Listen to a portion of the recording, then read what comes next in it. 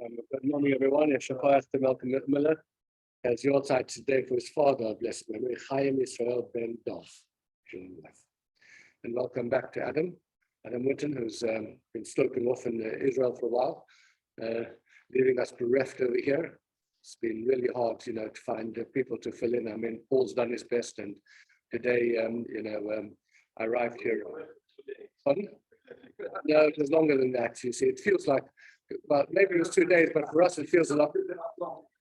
It feels a lot longer. It feels a lot longer. Pardon my cold, but they say if your nose runs and your feet smell, you put upside down.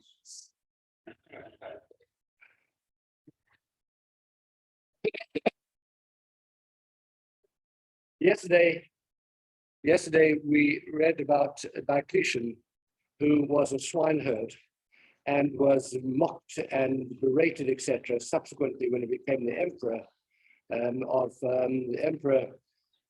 he was an emperor of Rome. He took it out on the Jews because they had treated him so badly when he was in a lowly state. And our author over here, Irving Bunim, raises a very fascinating question. I simply read to you what is written.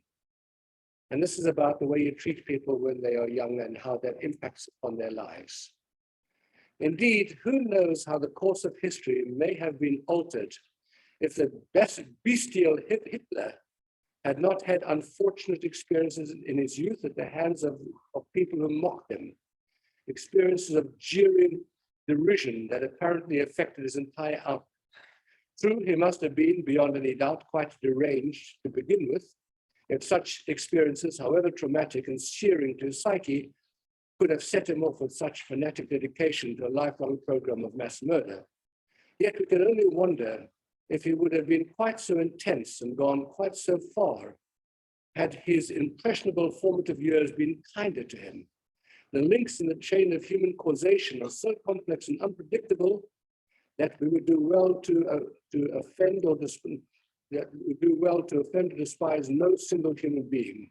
For when his hour comes, he may remember. Discuss. I see a question over here. Is there such a thing as you're born evil? Or is this something which happens because of things which happen in younger years, your environment, etc.? I don't know the answer. There's a very fascinating thought as to whether it would have made any difference had Hitler had a more pleasant upbringing. At any rate, I always tell you the story always that a number of years ago, when I was still a South African citizen only, because now I have dual citizenship, and I had to go and renew my passport at the South African consulate.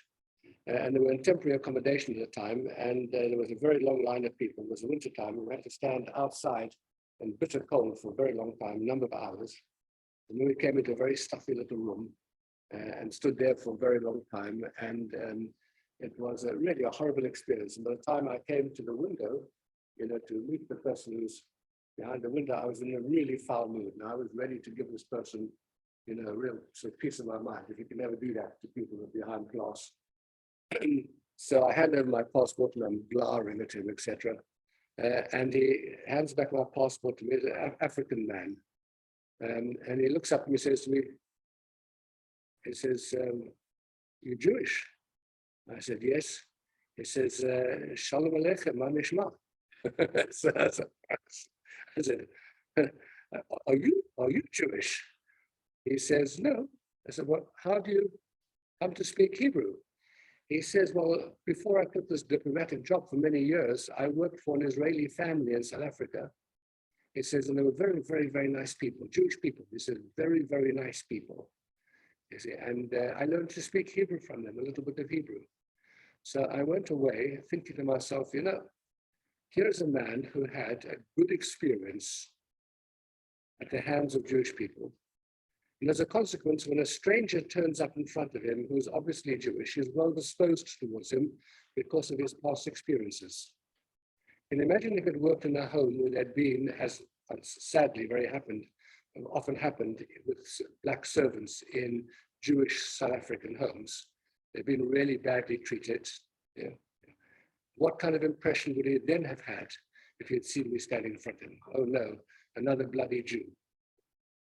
And these little interactions sometimes in our lives, the way in which you talk to people, and treat them, you just don't know what ultimately what effect this will have in their later lives. Okay, Hitler's a very extreme case, but there are lots of other instances in our lives where it's not quite as extreme, and one realizes that a smile and a nice approach, a bit of kindness can make a huge difference to a person's impression of all Jews. From one Jew, they'll form an impression of all Jews, and that's the way it works in life.